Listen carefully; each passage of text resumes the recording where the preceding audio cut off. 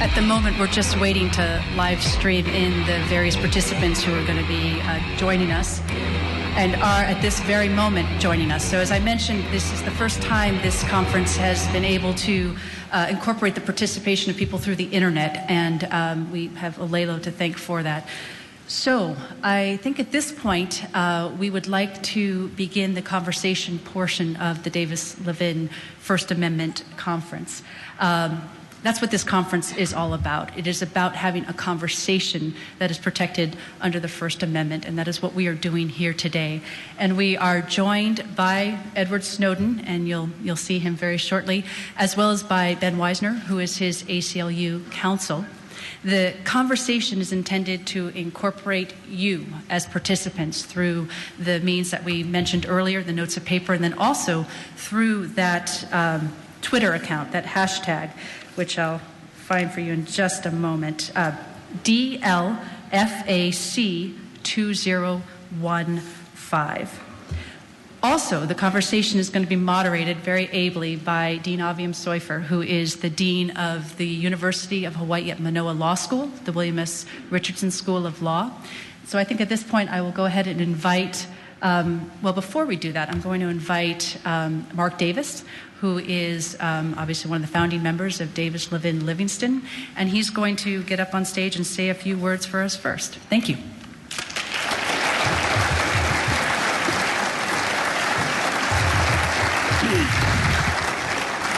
Thank you very much. We have confirmed that the NSA was not responsible for our technical difficulties earlier. We have not confirmed that they're responsible for the weather. On behalf of our law firm, I wanted to just say a word of thanks to the many people that were behind this meeting who worked so very hard, including Kent Grant, Vanessa Chong, the many volunteers at the ACLU who have worked so diligently to put this together.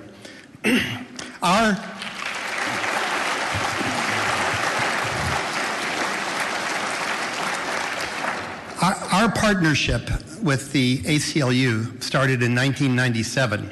It was the brainchild of a guy by the name of Bob Reese, who, if you don't remember who he was a columnist, a contrarian, a pundit. He wrote columns in Honolulu Weekly and the Advertiser and the PBN, and he cared little about who he offended, but he always spoke his view, and he believed very, very strongly that of the importance of having this free marketplace of ideas. We had the good fortune of representing him in a battle that he had in which government was trying to restrict his ability to write his columns. And in order to celebrate, he came up with the idea of having this First Amendment conference. We don't have it every year. We only have it when we feel there is a hot button issue that is appropriate to bring to our community. One of our first ones had Justice Scalia debating the national president of the ACLU in his first public appearance following Bush versus Gore. We had Kenneth Starr right after he stepped down as special prosecutor during the Clinton administration, also debating a civil libertarian for our community. We've had serious and interesting discussions about the role of religion in government when we had some of the leadership of the Christian Coalition in one of these programs. And Bob believed and seemed to understand that there was an appetite in this community for presentations such as this. And his thoughts are very much confirmed by the extraordinary turnout today and our ability to now stream this over the web, this conversation. The audience that is here from our community consists of students, professors, the old guard ACLU types. We have a strong contingent from the military. We have some from the FBI and the Homeland Security, all of whom had to buy their $5 tickets, all sitting next to each other in the same room, watching the dean of our esteemed law school interviewing the most famous fugitive in the country. So I think that Bob must be smiling about that turn of events, and we are proud to be a part of it. So without further ado, I want to invite the participants, Dean Seufer and Ben Wizner. Thank you very, very much for your appearance.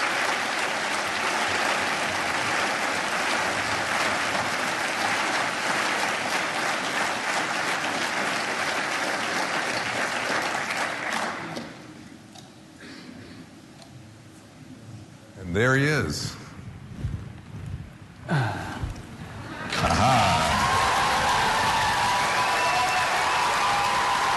I don't know if we can get us both in the phone.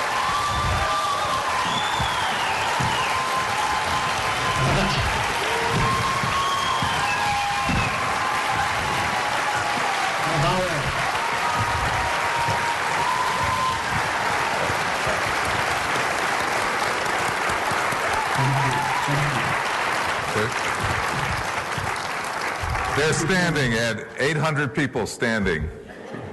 It's incredible. I got to say, really, thank you so much to everyone. You can't tell, but you actually clapped so hard that it shook the laptop, and my view was bobbing up and down.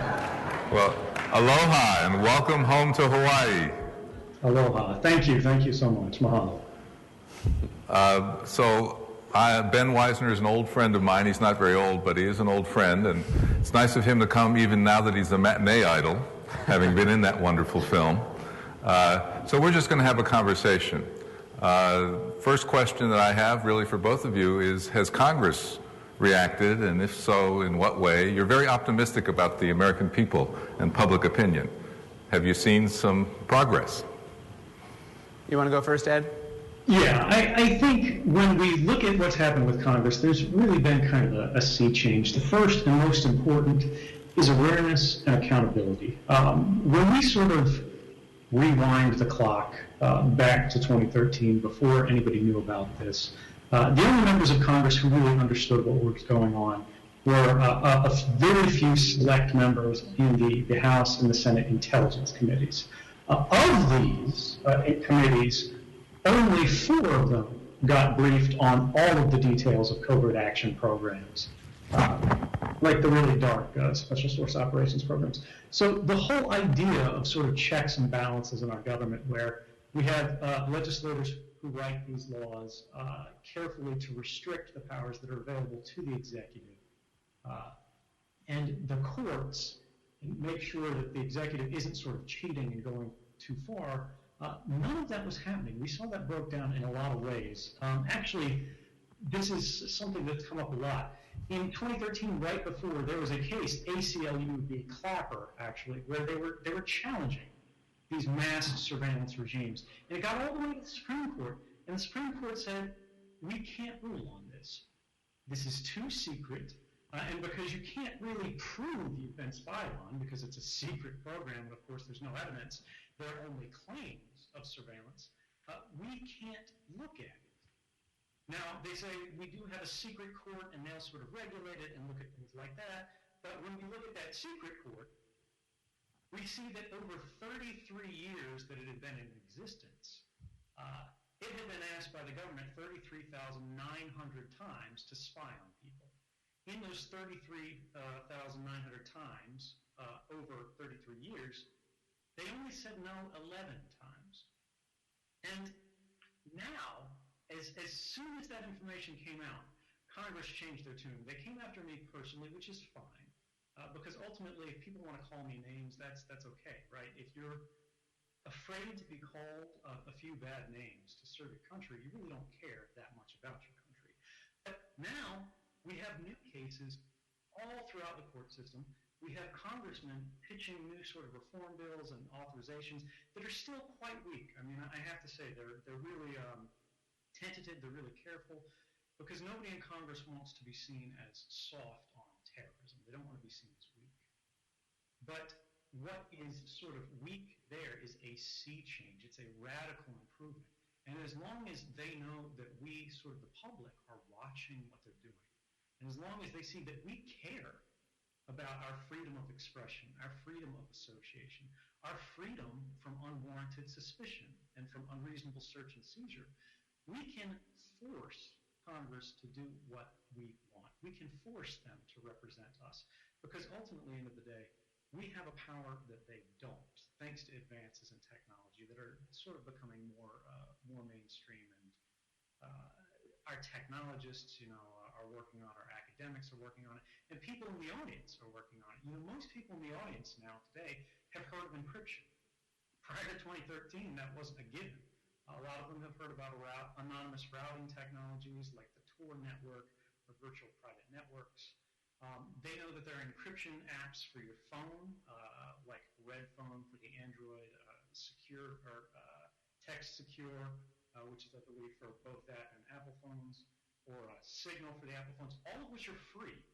But means suddenly the government can't monitor all of your calls and all of your texts just as they cross the global network. They have to actually go to a judge, get a warrant, and target you specifically instead of targeting us all the time. Now, this dynamic, where suddenly we can start to enforce our rights, not just through black letters on a page, but through the actual standards and systems that surround us in our lives every day, the cell phones in our pockets, the laptops on our kitchen tables, we can put the government on notice that if they will not be responsible stewards for our rights, we the people will do it ourselves. And now, for the first time in history, we have that power. And because of that, I've got a lot of optimism about the changes we'll see in the future. Thanks, you want to? Yeah, I think so. I think that the question was about Congress. You see in the first part of Citizen 4 in the film, the top leaders in the intelligence community going before Congress and saying under oath that the NSA, the intelligence community, was not collecting any kind of data on millions of Americans. People have described that as those people lying to Congress, but I think that's actually misleading. The members of Congress who were asking the questions actually knew the answers and sat there while they were lied to, but the people being lied to were us, not the members of Congress. This was a real failure of Congress. You even had the most concerned overseers, Senator Wyden from Oregon, saying, if the American people knew what I knew about how the Patriot Act is being used, they'd be shocked and they'd be angry. Well, that turned out to be true, but we didn't learn it from Senator Wyden. We learned it from Ed Snowden. One of the Republican authors of the Patriot Act, James Sensenbrenner, when he saw these stories, he said, that is not what we meant when we gave this authority. When we said that they could get relevant information to an investigation, we didn't mean they could take all phone records and then decide later what was relevant. And in fact, Representative Sensenbrenner has filed a brief in support of the ACLU's litigation against the NSA. So that doesn't mean that Congress is ultimately going to deliver legislative reform that we think solves all of the problems. What it does mean is that Congress is going to debate openly with an informed public about what the limits of the NSA's spy authority should be. Now, that should have happened 10 years ago, 12 years ago, before this regime was deployed. We now have that chance. Edward was not confident of any particular outcome. What he was most concerned about was democratic participation, was that we be able to have this debate with full information, and that we have now.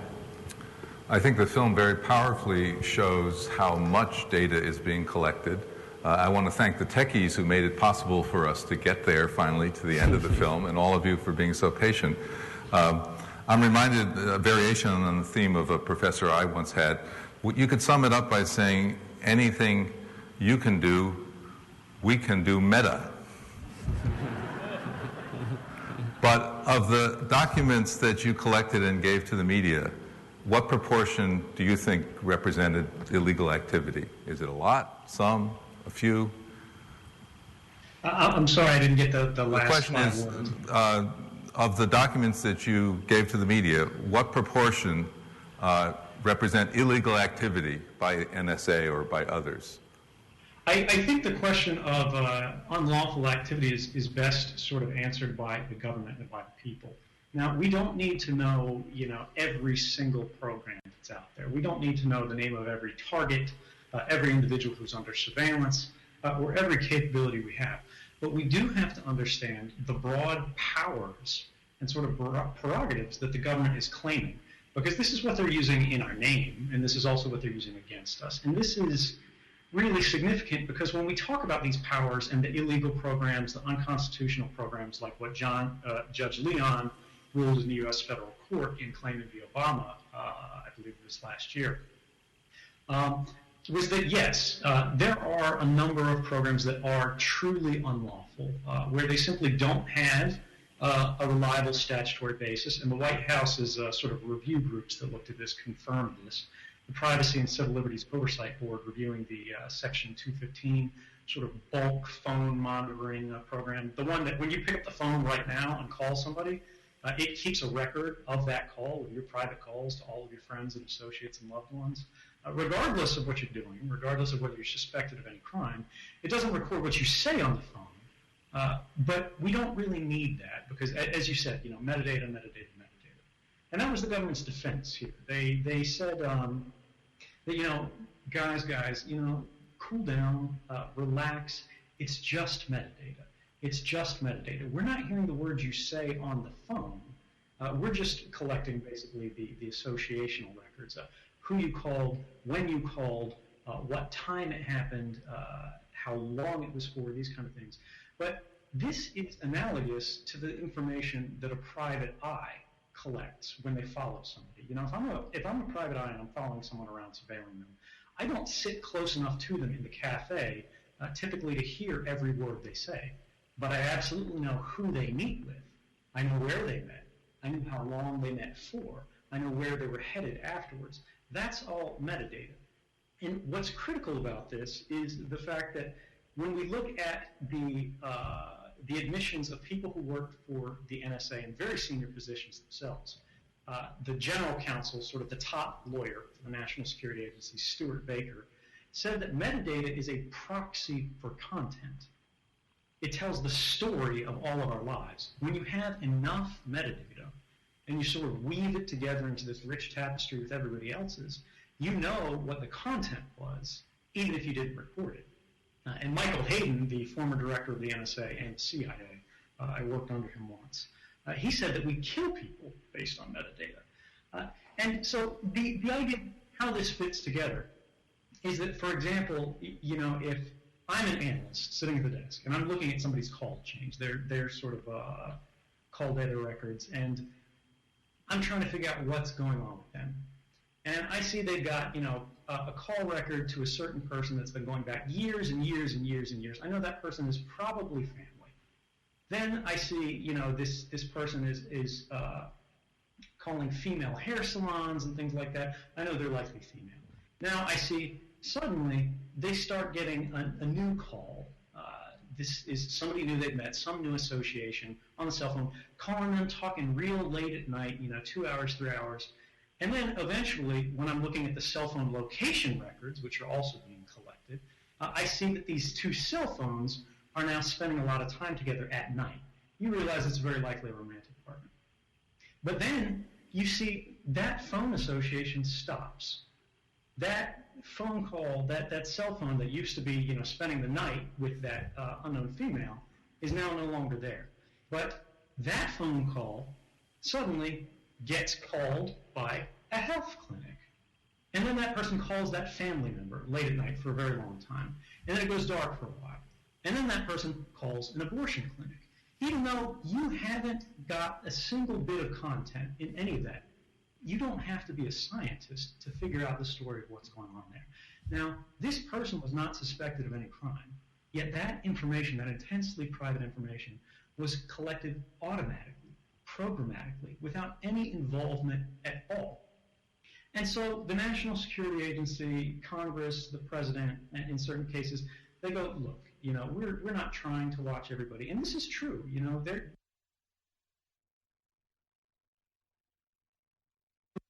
it exists. We've built it, and it's operating today. Anybody can flip this switch because we don't have legal restrictions that are enforceable that are being used. The NSA was found, NSA employees have been found on multiple occasions, I believe 11 occasions, to have used sort of our mass surveillance programs to target their romantic partners, basically. They wanted to see if their spouse was cheating on them. They wanted to read their emails. They wanted to see who they were talking to, who they were texting, that kind of thing. It happened 11 times. None of these people were tried in court. Because the government naturally, the same way they shut down the Supreme Court case, they say, look, the secrecy of these programs is more important than the accountability of the people who are overseeing them. This is what we saw with James Clapper raising his hand in front of Congress. He gave false testimony to Congress, even shy of perjury, which is a particular charge. Giving false statements to Congress is itself a felony. Yet he wasn't tried, and this is the most senior intelligence official in the United States. Why would we hold the most senior people in our country to a different standard of lawful behavior when they have greater powers than the ordinary citizen than we do those ordinary citizens? We're creating sort of an unequal justice, and this is, I think, less about surveillance and more about democracy. Because when we have a government that starts to sort of ease away from the oversight and responsiveness to public concern by bringing themselves under sort of a blanket of secrecy, what this means is that our ability to meaningfully regulate the behaviors of our government, our ability to meaningfully guide the direction and future of our democracy is diminished. And once we start to accept that incremental decline step by step, and for good reasons, we say we want to be safe from terrorism, we want to be safe from criminals, we start to lose that. And it's critical because if we cannot say in the very few times we do have evidence of real, serious government violations of law, that we don't actually hold these very high, powerful officials to the same account that you or me would be held to. As private citizens, if we hacked, our spouse's email instead of sitting behind a government desk and hacking our email, that's a step that we can't come back from. And so ultimately, let me jump in here. Sure, go ahead. And answer this question in a slightly different way. The question being, what percentage of these disclosures revealed illegality? And I would turn that around and say, how do we decide in a democracy, typically, whether the actions of the executive are legal or constitutional or not? And one way that we do that is that we bring cases to federal courts and we ask federal judges to look at the government conduct in light of statutory authority, in light of the Constitution, and get a ruling from a neutral magistrate about whether the government has violated the law. Now, every single time we try to do that, with respect to an NSA surveillance program, up until June of 2013, when these disclosures occurred, those cases were thrown out. And they weren't thrown out because the court said that the NSA was acting legally. In fact, the NSA didn't even argue that it was acting legally. The NSA said this program is too secret to be litigated. You have no evidence that you're being spied on, so you have no legal standing to be in court, and you can't get that evidence because it's a state secret. A lot of people say Edward Snowden should have gone through the system. He should have gone through the system rather than around the system. Well, I went through the system. The ACLU tried to go through the system for a decade before this, and the system spat us out. And just a few months before these June of 2013 disclosures began, the Supreme Court, in a 5-4 decision, essentially said that neither we, there it is, my client and my assistant, that we didn't have legal standing to be there, and therefore no one had legal standing to be there. So I think that's an important context for your question. The second piece of context here is that I think that there is a presumption among some people that the disclosures that show clearly illegal conduct are legitimate, and the ones that show conduct that most courts have deemed legal are illegitimate. But I think that's the wrong standard. And I think the question in a democracy is this information that the people have a right to know and that the people have a need to know? The NSA is a huge part of the United States military. We should presumptively know what they're doing, at least in general terms, unless there are very, very specific and narrow reasons why we shouldn't know that. And that's been inverted. And so I say, why was this information withheld? Not did these publications show illegality. I mean, sometimes the scandal is the government breaking the law. Sometimes the scandal is what the whole system considers legal. I think this is a follow-up, and it's a Twitter question, so I'm doing that in part so you can see that the Twitter question mode works. Part of it I think you've already answered. Do you think anything has changed since Glenn broke the story? But the second part I think is directly relevant to what you were each both saying. Any strengthening of protections from surveillance? Well, let me start here, and then I think the second part is especially suited for Ed. I think the biggest change, and this goes back to the very first conversation that Ed and I ever had, one of his first questions for me in July of 2013 was, do you have standing now? Meaning, can you now go into federal courts and ask them to do their job instead of abdicating? And in fact, there are now 3 federal courts of appeals that are considering whether the NSA's program of collecting all of the metadata from Americans' phone calls and storing it for 5 years is constitutional. Now, the government is still trying to argue that we don't have standing, but those arguments are a lot weaker when we have documents, court orders showing conclusively that our data is being collected and stored. So that in itself, and I want to say this, regardless of outcome, I mean, I obviously have very strong ideas about how these cases should be resolved. But to me, it means something that federal judges are going to be deciding these cases on their merits instead of saying it's not our job to do this because it's too secret. So that in itself is a big change.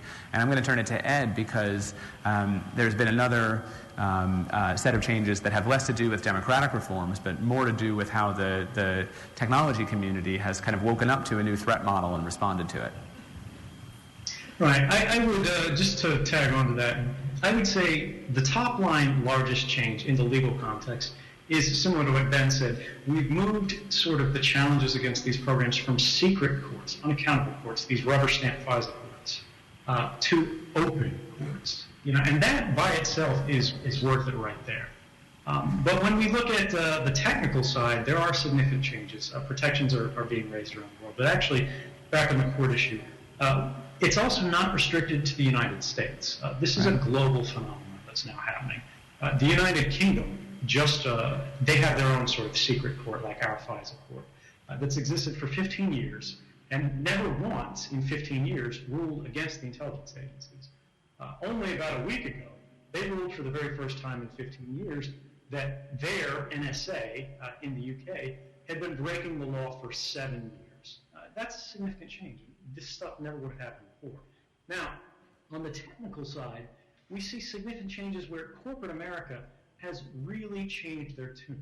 They were quietly, secretly asking the government for liability protections where they could be excused from being sued, basically, for handing your data over to the government, or they were being compelled by the government through special laws and things like that, secret processes, to give all of the information from your Facebook account or your Gmail account over to the government. And these were actually one of the first things that were revealed. It was called the PRISM program. And right here at the top, you can see the different logos of all the providers. I think you're already pretty familiar with all of these. And it was happening both across the internet backbones, and it was also happening at the providers themselves. Now, this has changed radically. The president, just a few days ago, had a summit in Silicon Valley where he was supposed to meet with all of the sort of top technology executives in the U.S. Google CEO, Facebook CEO, but most of them canceled. Only the CEO of Apple showed up. And when he was there, instead of saying, yes, let's partner on this new cybersecurity legislation, which is really asking for liability protections for what's called information sharing, where they can hand transactional records about activities on their services over to the federal government, again, without being sued, without you having any enforcement rights in the court. Rather than talking that up, he talked about the right to privacy. He talked about how it was a fundamental right. He talked about how it doesn't take long for an American to look back at history and realize that when we disempower the public relative to the government, and we're not really focused on what's right, instead we're simply focused on what's lawful, what's legal, that goes downhill really quickly, and it puts individuals at risk, and that's a common dynamic that we see in history that means we end up in trouble. But on the purely technical side, stories revealed, for example, that the NSA had broken into Google's backend that connects their data centers. So, for example, a data center in this city and this city are connected by a line. The NSA didn't feel that it could legally break into Google's data center itself, but they did feel that they could break into the line, so that's what they did. To fix that, to protect us from that sort of backdoor law-evading way of gathering information, and instead forcing the government to go, look, if you want something from Google, just knock on the door and hand them a warrant. They've encrypted that line, which on a technical basis says you can no longer just sort of intercept and read that information in bulk. You've got to go through legal process, you've got to go through the courts, and that's what we want. Because it's not that surveillance is evil. It's not that surveillance in all cases, you know, is this great danger. We've had wiretaps for hundreds of years, and they've been effective even though we knew they were taking place. You know, we want the police to be able to intercept the mafia's phone calls. But they do that by going through a court. They don't need that to be secret because mobsters still need to use the phone sometime. They still need to communicate sometime. And because of this, we've been able to sort of change the technical paradigm where we raise the costs on mass surveillance, on targeted surveillance, by basically limiting access to those lines, the bulk communications that are sort of electronically naked as they circle the world, and say, if you want to go after somebody, you have to target them. You have to look at this person specifically. You can either go to the communications provider or the service provider and try to get them through some process, or you can seek a warrant to hack the endpoint, to hack the criminal's cell phone, to clandestinely enter their home, you know, implant an audio device or something like that. And we see that it works. Despite the fact that the FBI and, you know, some members of Congress and things like that have said encryption is terribly dangerous.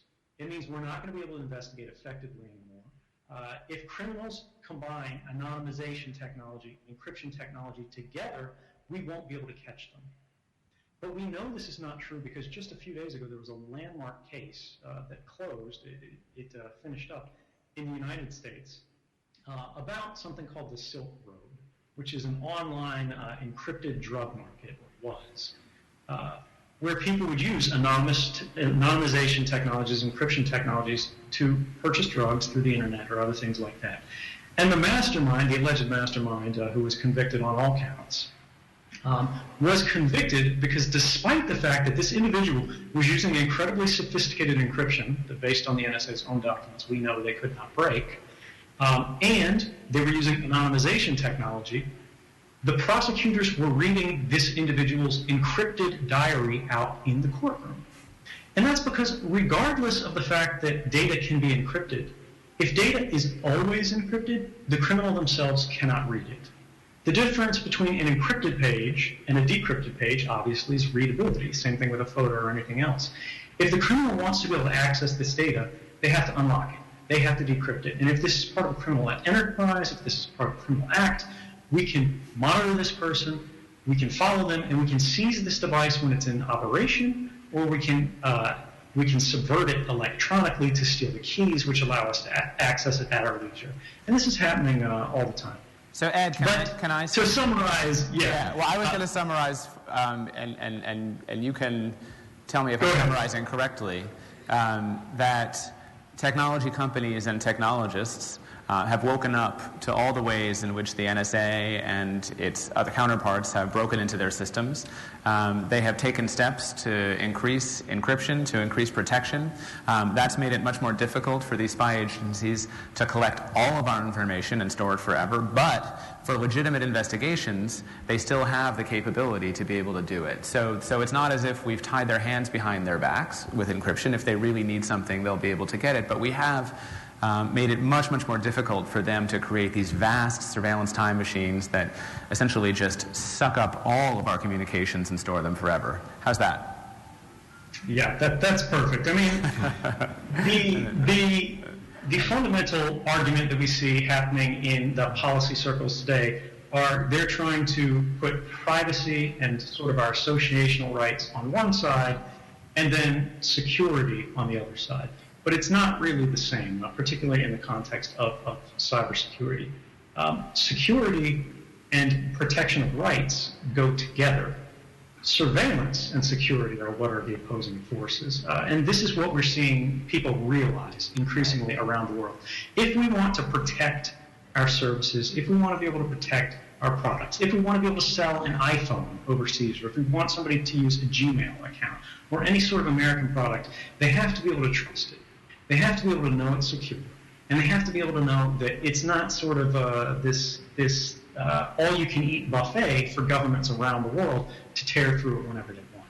And this is increasingly becoming the standard because you're not going to buy an American phone which is completely vulnerable and leaves you with no protections whatsoever if other countries sell equivalent products that are actually secure. And corporations naturally get this because ultimately sales equals money equals happiness for them. So we're headed in the right direction in terms of corporate America. Okay, so this is, I think, a very good follow-up to that. This is someone asking for advice and says, of course, we should work to change the policy, but I guess one could say, what should a private citizen, using the term in several different ways, what should a private citizen do? More of us hiding from surveillance or more of us defying it and in that effort not attempting to hide?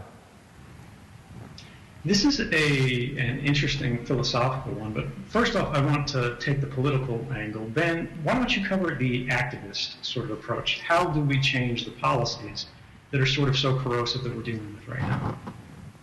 Well, yeah, I think that so part of the question is how much of the response to this should be what we call digital self-defense, individuals taking steps to protect themselves. And I have mixed feelings about that as an activist response. On the one hand, the more people who use encryption tools, the less the people who do use them seem like the ones who have something to hide.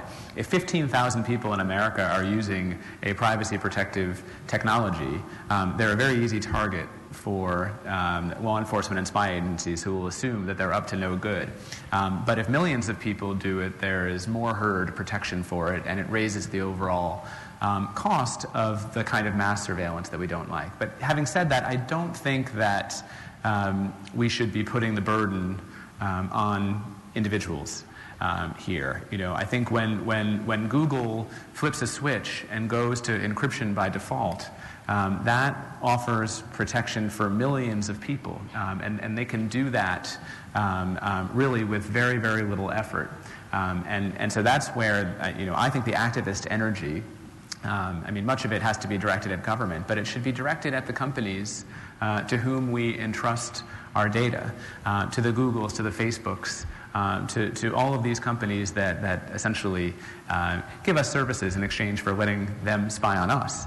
But we do need to tell them that they need to be much more active in being custodians of our data in the face of government attempts to collect it all. Ed? Yeah, I think that covers it pretty well. We have to sort of draw a balance between the burden of knowledge that we want to put on individuals versus putting on our social structures, our systems that we rely on to really ease this up. Because you don't want, a doctor, you don't want a grandmother, you don't even want, an ordinary person who's got a natural proficiency for technology. Young people who have cell phones in their pockets all the time. To have to learn to be this kind of expert digital insurgent, just to be able to read the kind of things they want to read and talk to the people they want to talk to without having those communications monitored and judged in advance of any criminal suspicion. That's not the kind of world we want to live in. So while there are a lot of ways you can increase this, you will never be 100% safe against an intelligence service as an ordinary citizen because just of the imbalance of power there. The intelligence community in the United States, as of 2013, had a $75 billion a year budget. That's if you count military intelligence spending along with the non-military. And when you look at that compared to your resources, it's naturally there's not much of a balance there. So I would say most important thing you can do on the short-term, small scale is support companies that actively resist the subversion of individual and consumer rights. You know, if you see a company that's saying, we're going to make our products more secure, we're going to encrypt your devices by default. If the government brings a novel sort of legal request to us for information on masses of people, or they want to put a backdoor in our communications, pledge that you will not use services that work against our collective rights. It's really that simple.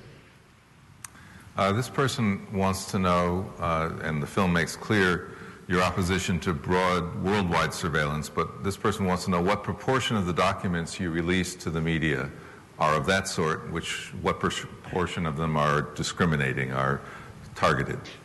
Most of the programs that we look at that have been reported are about mass surveillance or basically questionable surveillance, things that are deceptive policies on the basis of our government's relation to our people.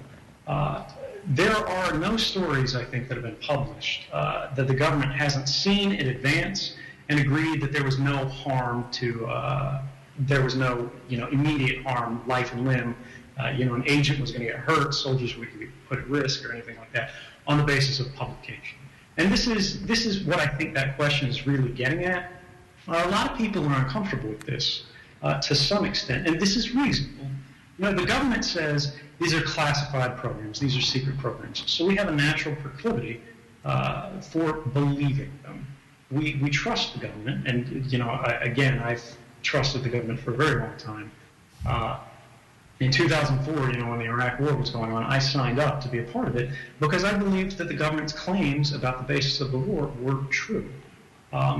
These kind of casual deceptions that happen on the basis of government are very corrosive to the structure of our government and our relationship with it. And if we can't understand when we are being deceived, we can't really have a participatory democratic model of government at all.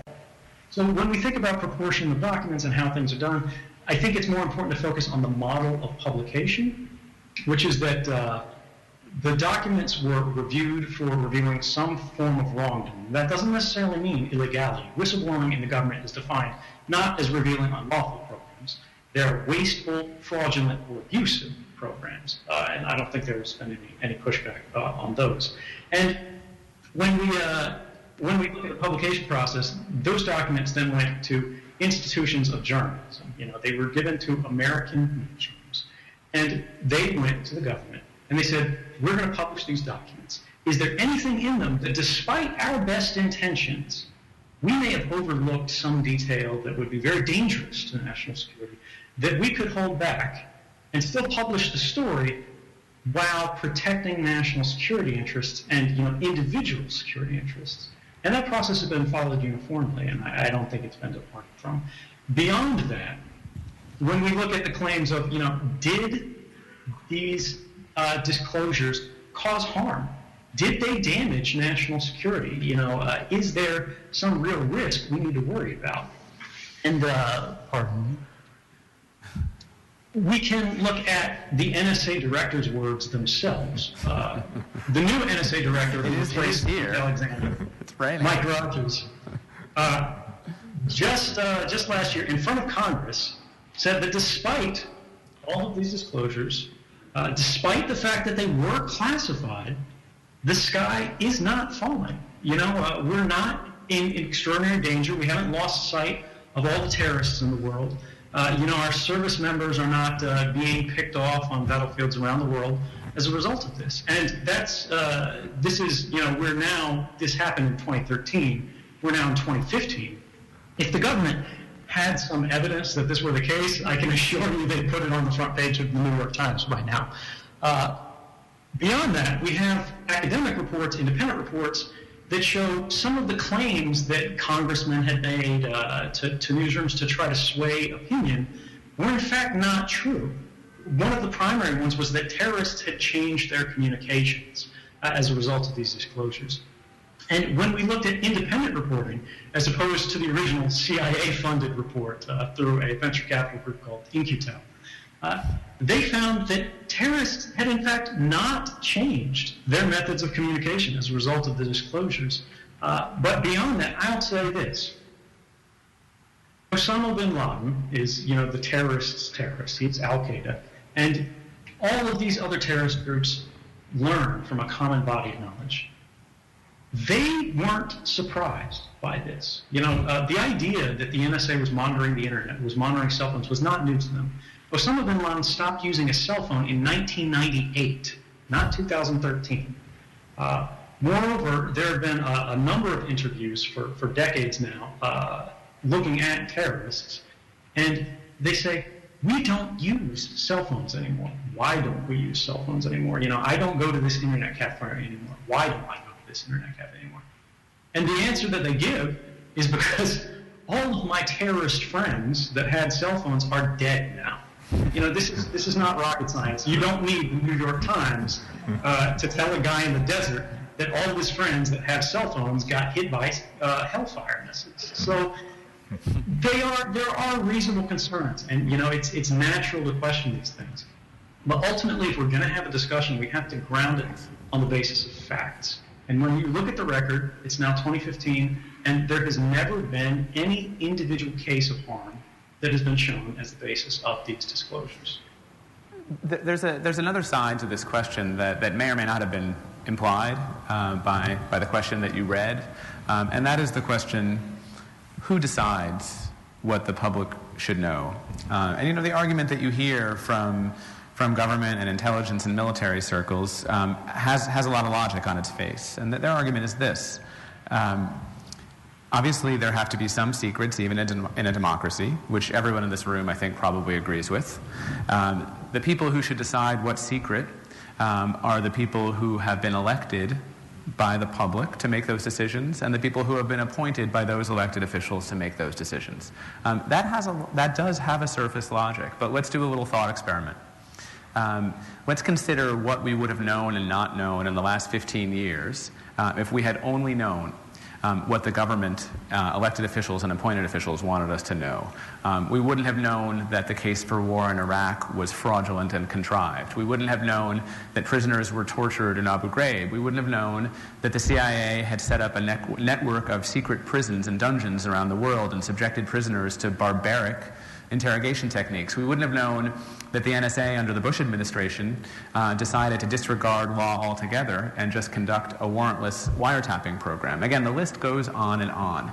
I think almost everyone in this room would think that those are all things that citizens in a democracy need to know. The reason why we know those things is that some brave and outraged individuals in government reached out to brave and enterprising investigative journalists, or vice versa, and those news institutions made the decision, often over government objection, that the people needed to know those things.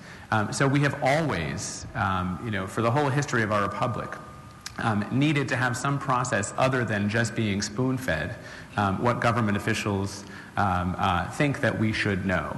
And the way that we have accomplished that is through a First Amendment protected free press. And this is why I think that the way that Ed Snowden handled these disclosures is so important. It would have been a trivial matter for him to press a button and to publish all of these documents in an instant.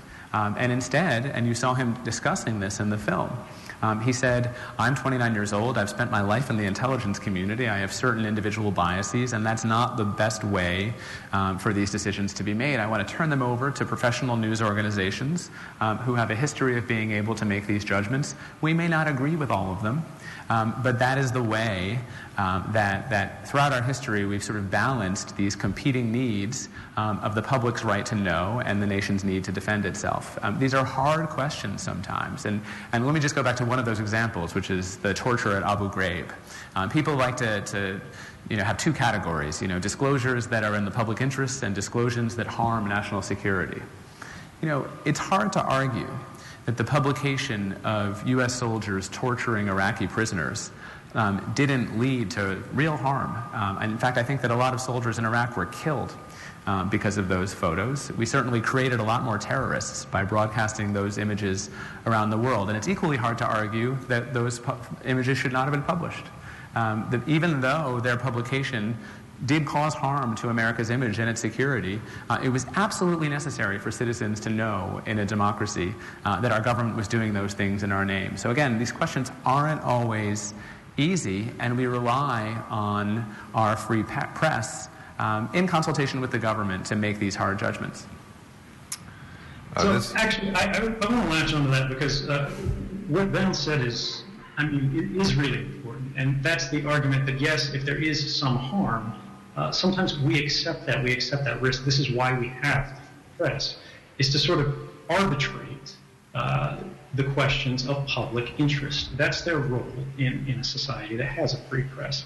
But for all of the people in the room, because I know we have people from the FBI, we have people from the military in here, who get the emails about this and who get the government's spin on it, I want to be clear that while there are risks and there are harms, in publications, in disclosures, and, these things do happen, when we talk about these documents specifically and these disclosures about mass surveillance, it's important that we remember what the government was really concerned about. This is a news report from the Guardian newspaper in 2013 from the most classified documents sort of among the archive that was passed to journalists. And it revealed why they had classified mass surveillance technologies to such a high level. And to read it, it says, the UK intelligence agency, GCHQ, has repeatedly warned it fears a, quote, damaging public debate, end quote, on the scales of its activities, because it could lead to legal challenges against its mass surveillance classified internal. And this is really what we saw again and again and again as I and the journalists were discussing this in Hong Kong, and what I had discussed with my colleagues internally was the fact that the government wasn't really concerned about lives. It wasn't concerned about the loss of material, of ships at sea, anything like that. They were concerned about what they call internally in documents lawfare. They were concerned about the fact that citizens would go, look, these programs violate our rights in very real ways. These are novel authorities that were passed largely in secret or interpreted into being by secret courts, and they're only restrained by policy, not by law. And this is something that we really have to watch out for. Because once we cross that bridge, where we say, all right, the government can classify things not because they fear grave harm, serious damage to national security or anything like that, but because they're concerned about embarrassment, they're concerned about lawsuits, and they're concerned about political prestige, suddenly we're living in a very different kind of society from the one that we expect our politicians to be instituting on our behalf. Someone wants to know whether you have any regrets about what you've done. I actually had a conversation with Daniel Ellsberg, the man who leaked the Pentagon Papers, about the Vietnam War, about this, because he's sort of a very kindred spirit in this regard. He was also charged under the Espionage Act.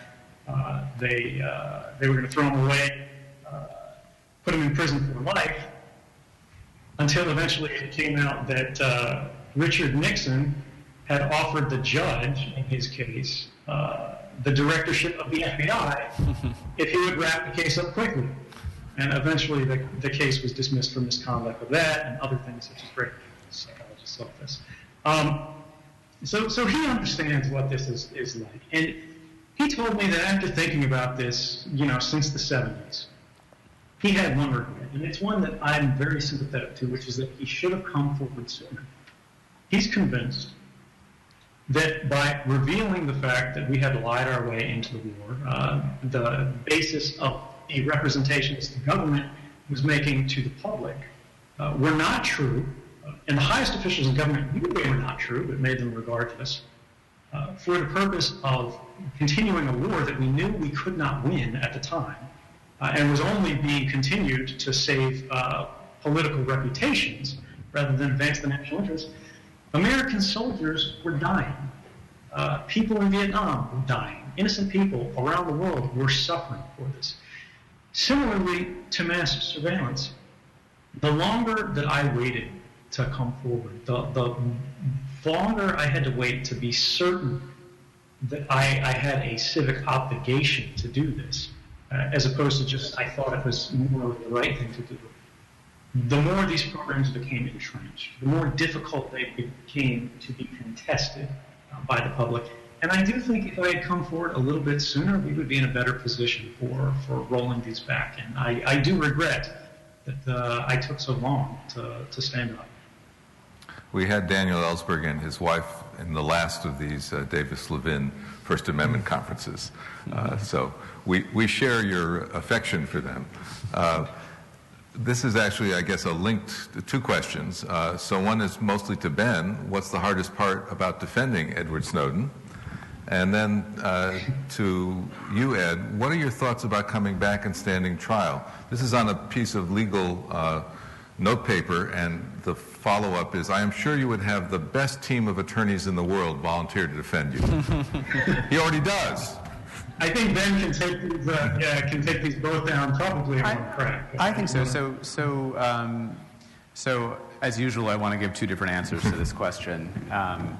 The biggest challenge to offering a defense here, and the reason why Edward is joining us over a Google Hangouts rather than either, being in this chair or being here, is because there is no defense under the current state of the law for the charges that have been levied against him.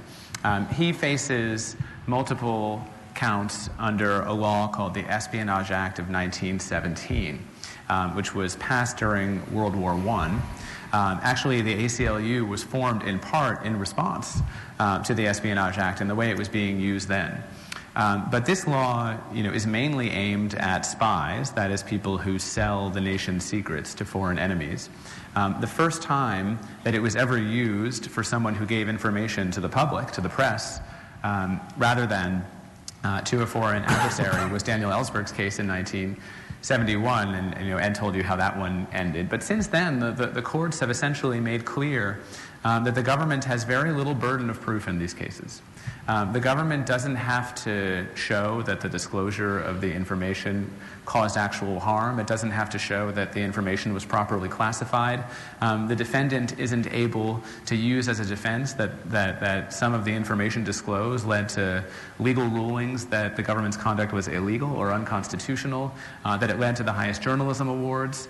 There's no balancing of the public interest against government claims of harm. Essentially, all the government has to show is that the defendant was aware that the information was so-called national defense information, and he was aware that the people that he was giving it to were not authorized to receive it. In Ellsberg's trial, before it blew up, he had intended to use his trial to make his case to a jury and the public. And there was a moment in that trial when his lawyer said to him, Mr. Ellsberg, why did you do what you did? Why did you Xerox copy in those days, the Pentagon Papers, and give them to the New York Times? And before he could answer, the prosecutor said, objection, relevance, and the judge said, sustained. It was not a relevant question. Edward Snowden would not be able to explain to a jury of his peers why he thought that he needed to do what he did, and all of the things that have happened in the year and a half since then would have no bearing and no relevance whatsoever. So, so that's why when people say he should come here and face the music, let's be very clear what kind of tune that would be. What they're really saying is that he should be in a solitary confinement cell probably for the rest of his life, which would be the almost certain result of a trial in the United States. Now, you can take that position. And you can say, I think that's the right outcome, but be clear that that is what it is that you're advocating for. You're not advocating for a trial in which we could have this debate in a courtroom and a jury could weigh the various equities of whether these disclosures were worthwhile or not. What you're saying is he should be in a U.S. prison under special administrative measures that limit his contact with the public and with journalists, and would even require lawyers like me to sign non-disclosure agreements. So that's one answer. The second short answer about what are the challenges of this kind of representation? Typically when you represent a client, your goal is to achieve the best possible outcome for that client, to offer that client the most possible protection. Well, you all just saw the film. This is not a client who is particularly interested in protecting himself.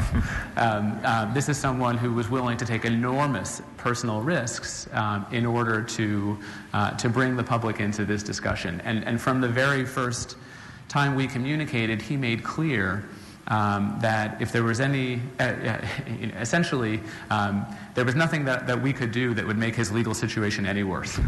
And therefore, that the goal of our relationship, the goal of this representation should be to maximize his ability to advance the debate that he was able to help launch with these disclosures. And so most of what we do is rather than saying,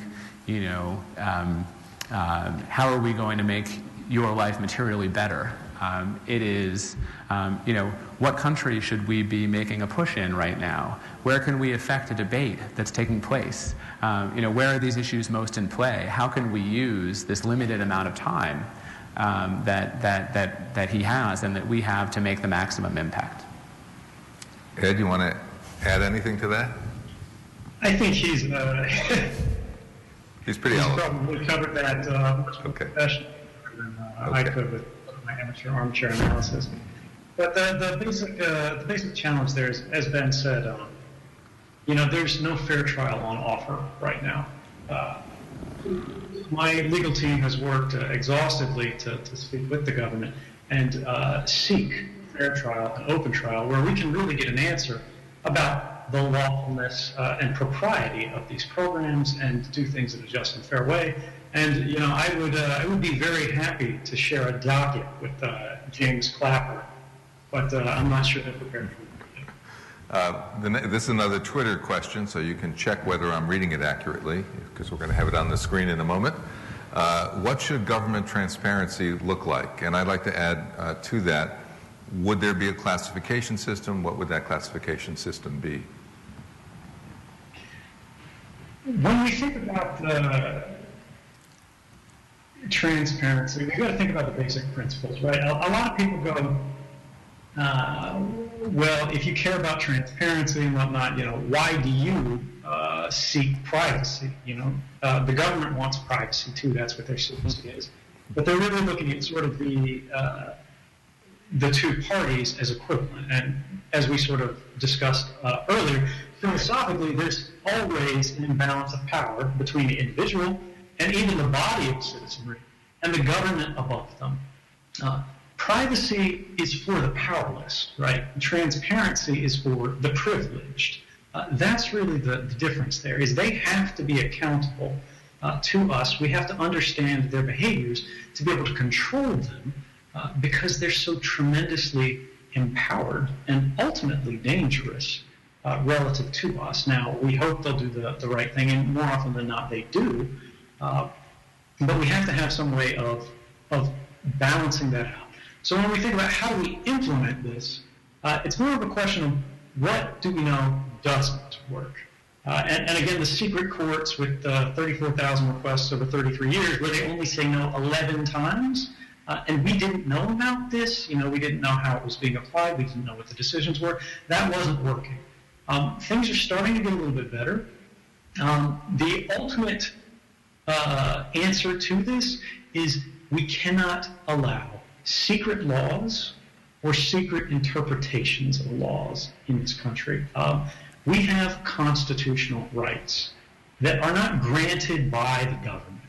They're inherent to our nature. Every man, woman, and child is born with these rights, and they belong to us. And if they're going to be infringed through some kind of legislation, if they're going to try to carve out exceptions, we have to know about how this works in order to be able to contest it. And to now, we haven't had that. Today, we still don't have that. But we're starting to head in that direction, and I think that's the vital first step. We have to know what powers and programs, broadly, the government is using. So we need a classification system, but we've never had one that works.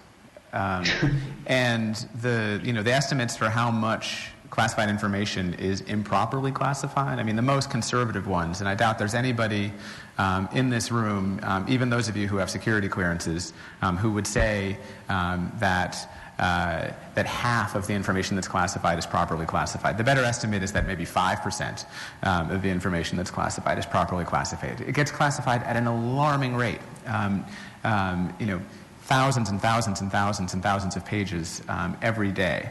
It's a hard problem in a democracy, and it's a hard bureaucratic problem because no one's ever gotten in trouble for overclassifying something. People are worried about getting in trouble for underclassifying something and being blamed for that. So, look, there are categories of information that we can all agree need to be secret. If we're going to have undercover spies, we can't reveal their identities. We shouldn't be revealing troop movements. If you reveal surveillance targets during ongoing surveillance, and that's appropriate, you can cause some serious problems. But the amount that is secret it so vastly exceeds the interests for keeping that secret. And what you see over time is that the rationale for classifying moves from how do we protect the country to how do we protect ourselves? How do we protect our prerogatives? How do we protect our reputations? And information is concealed, again, not because enemies will harm us, but because if the public knows this, we will either be punished or we'll lose our budgets or we'll lose our authorities. So. Yeah, to speak as somebody who's actually sat on that side of the classification boundary, and to the people in the audience who work at CANEA or Rochefort or anywhere else handling classified, you guys know this too, when you send your emails, your lunch notes could be classified. These things there's a natural momentum to it that's there. And once these things are classified, they almost never become unclassified. There's a 25-year review period, a 30-year review period, all of this. And what this shows is in the leak of in the wake of mass disclosures that we've seen through WikiLeaks from 2013 and that are very likely to continue in the future, the problem is we're trying to control too much information and too many people have access to it. We need to think hard about what is really secret. What is the bare minimum of information that needs to be protected on a need-to-know basis, and what wider body of information do we have an obligation to share to make sure that everybody knows and can work from it, can produce on the basis of it. Because when we talk about things that are actually secret, the positions of troops in war zones, behind enemy lines, these things are intensely secret, but they also age off very rapidly. After the troops have been gone for a year, the war is over, that information no longer has the same necessity of being protected. And that's what we need to start thinking hard about, how we can limit the amount of classified information we produce. Because if it's classified unnecessarily, it is less valuable from a policy perspective and broadly from a social perspective. There's another problem here, actually, with overclassification, and it has to do with the security clearance issue. There's something like 5 million Americans now who hold some kind of security clearance, and it really functions as a code of silence. Now, in order to even be employed in defense or intelligence, even if you're not working for the government but working for one of the many contractors, you have to have that security clearance. If you lose that security clearance, you lose everything. You lose your profession, you lose your community, and so it's a very, very coercive way that this information is controlled. Most people don't need the deterrent of a prosecution under the Espionage Act. They know that if they fall out of line, they're going to lose their ability to make a living. Another problem with this, and there's a wonderful story that Daniel Ellsberg tells in his book. He warned Henry Kissinger when Kissinger was going into government about what would happen to him once he was read into these secrets. That at first it would be intoxicating, to get to finally see the real sort of secret history of how things really operate, but that before long he would start to have contempt for people who were not in that circle. And he would disregard the opinions of people who didn't hold security clearance. I think you see a lot of that in the last year and a half, that what you might call the national security priesthood and its members really think the rest of us just don't get it. We don't understand how bad these disclosures are because we're not getting the same memos that they are. Well, you know what? We have eyes and ears, so we can look around the world.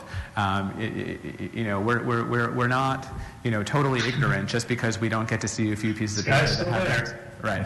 Exactly. So we're running out of time. I want to ask, I guess, my own question. Ben and I were talking about a book written by a late friend of ours, Robert Cover, which is called Justice Accused. It's about judges who were themselves against slavery but said they were obliged to return fugitive slaves. And Bob talked about what he called the moral formal dilemma. So there are those who say the law compels me to do X, Y, and Z even if I don't like it. And there are those who step outside and say, wait a minute, there's immorality there, there's something higher. It's sort of paradoxical to some, I suppose, that you are relying on constitutional rights, on the law, to also say I can step outside some of the laws. I wonder what your response to that would be. I think when we look at this this whole paradigm of lawfulness and what purpose it serves for society, law is a lot like medicine. If you have just enough, it's very helpful, but if the dose is too high, it's fatal. If we have a society where we reach the ideal of mass surveillance, we can all be watched for and this is, let's say, there are no constitutional questions or anything like that. But all of our activities are being tracked, monitored, stored. The perfect enforcement of law is not necessarily a social good. It could actually be fundamentally threatening to us because law-breaking is one of the most important means of progress for society. If people did not break the law, we would never have had the American Revolution, and they also had to do that secretly. If people did not break the law, prohibition would still be in place. If people did not break the law, we wouldn't have the progress against drug prohibition that we have today. If people did not break the law, slavery would still be in place. So I would argue that there is a civil value to law-breaking. Now, that doesn't mean that people should do it all the time. That doesn't mean they should do it lightly. And of course, we do have a social tradition that argues for lawfulness in general cases. But ultimately, morality prevails. Morality prevails because that is why we are here. The pursuit of happiness, life and liberty, are the foundations of our society, not law. And on that basis, I think there is an argument to be made that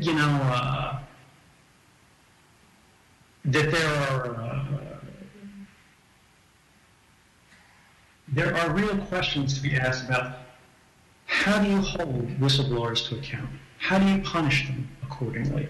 And this is something, I don't think that I should be free from punishment. I don't think I should escape and get no punishment. And I have volunteered to go to prison in conversations with the federal government. But they're not concerned about the law. And this is a key that, again, is one of those distinctions that's important for people in the room who work for the government to understand.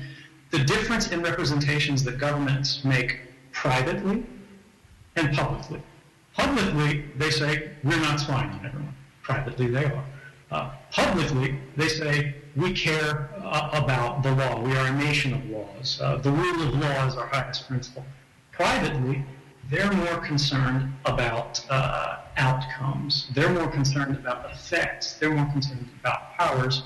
And in this case, and most whistleblowing cases, about deterrence. They are much less concerned about the right or wrong of what any individual has done than what impact and effect it may have on other people who are watching. And it's on this basis that we need to, again, look to the standard that are being set by our government officials at the highest level. The most senior official in the United States, James Clapper, the Director of National Intelligence, he lied to Congress, didn't even get a slap on the wrist. He committed a felony on camera in front of 330 million Americans. How can we say we're a nation of laws? How can we say the rule of law is the most important value to us when we can't so much as be troubled to do an investigation of open and notorious challenges from our most powerful people in the country? So I think there's a real irony.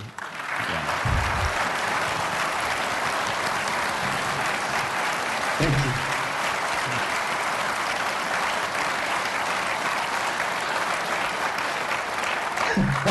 I'll wait for Ed's computer to stop shaking. I think there's an irony in that this is not the first time in our history when a dramatic act of law breaking was the catalyst for revitalizing lawful democratic oversight.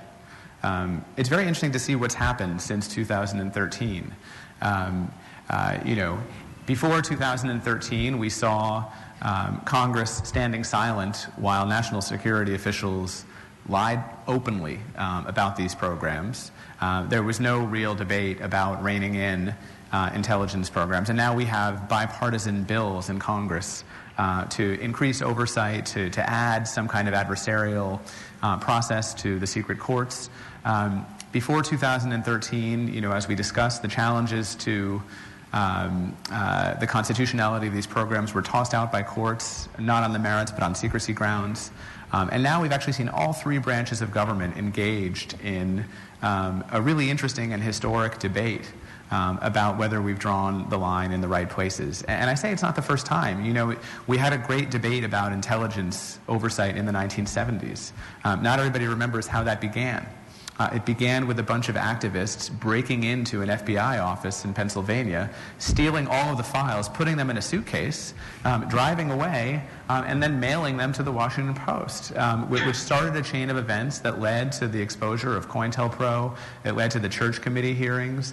And so it is an irony that sort of sometimes if you let the system run its lawful course, it runs the wrong way, and you do need somebody who is willing to dramatically step outside of that, oddly and ironically, to reinvigorate the oversight that we all want and need. I'm afraid we're really running very close to the end, so final thoughts, both from Ed and from Ben? I would say the thing that I want to leave you with is an idea to inoculate yourself from simply accepting the representations of anyone, myself included, when it comes to how the government works, how these policies are applied, and think about the kind of society you want to live in and how to realize it. What kind of values do you care about? And to care about not just enough to believe in, not just enough to give lip service to, but to stand up for and do something about, to protect and defend against people who are prepared to do you harm, who are prepared to put you in jail, who are prepared to do anything to resist you. And even on a simpler, more cooperative basis, when we think about the government, when we think about sort of this reform period we're going through right now, how do we balance the desires of government with the needs of the public? And we're going through a period right now where the government is saying we need new cybersecurity powers, right? This is constantly being discussed. It's coming to Congress soon. We know it's coming. And they haven't even reformed the surveillance programs that are still today, when you pick up the phone, making records of the calls you make. This kind of thing has to happen. We have to think about how do we regulate this in a strong and durable way. We've got policy being provided to us today, and government officials, when they defend these programs, when they defend mass surveillance, they go, these programs aren't abused. Your rights aren't being violated. Yes, they're broad. Yes, they collect everything. But, we're very careful. We're not going to make mistakes. We're going to act responsibly. And this is convincing. This has convinced me, and this has convinced many other people. But when we look at the actual record, That's actually not true. And this is why that question of deception is so important. We need to understand what's actually happening, and we need to actually chase the truth.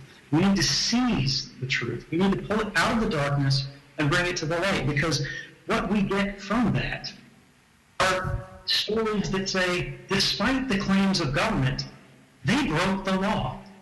They told us they didn't break the law. They told us they followed the policies perfectly, but that was not true. Even the secret court, that rubber stamp court that I keep going back to, that never says no, even that court that is just so in the government's corner said, hey guys, this is really crazy. This is getting out of hand. You told us that you weren't abusing these programs, you weren't running these searches, and yet for 3 years you were doing precisely that. In fact, the safeguards that we put on you have been so frequently and systemically violated that it can be fairly said that the oversight regime never functioned effectively at all. We need to remember that in every policy debate. We need to remember that in every question of lawfulness in civil association. And we need to bring it back to that basic principle of what do we believe in? What kind of society do we want to have? What kind of rights matter to us? For me, I remember the internet before it was being watched. I remember what it was like, even just to be in Hawaii and to walk down the street, to be in the ocean on the beach, and feel like I was just by myself. I don't want daily life to be like that. I don't want to think about when I'm in the mall what my cell phone is saying about me, what the cash register in the store is saying about me, what the bus is saying about me when I swipe my travel pass. I don't want to think about what my passport is telling not just my government that I trust, but all of the bad authoritarian governments around the world that I do not trust. We need to find ways to protect our rights, to enshrine our rights in our systems, in our technology, and in our behaviors, so that no matter what any government around the world tries to do, we remember that there are more of us than them, and we can win. We can say, these are our rights, and we will keep them. Okay.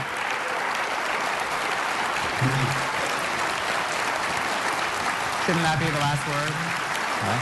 Shouldn't that be the last word? Well, I have to say something. Yeah. Thank you. Mahalo.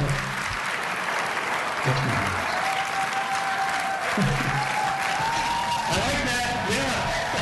I can hear you.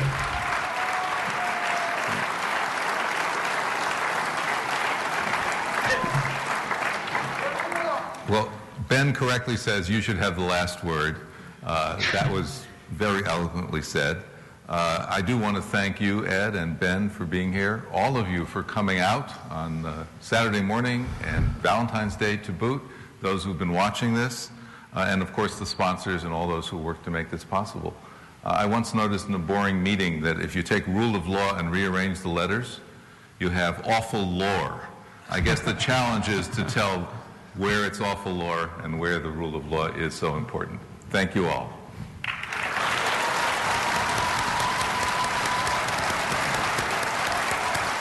Thank you so much. Sure.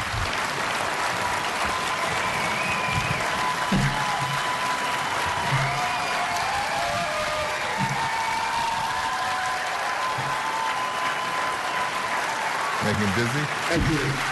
Thank you.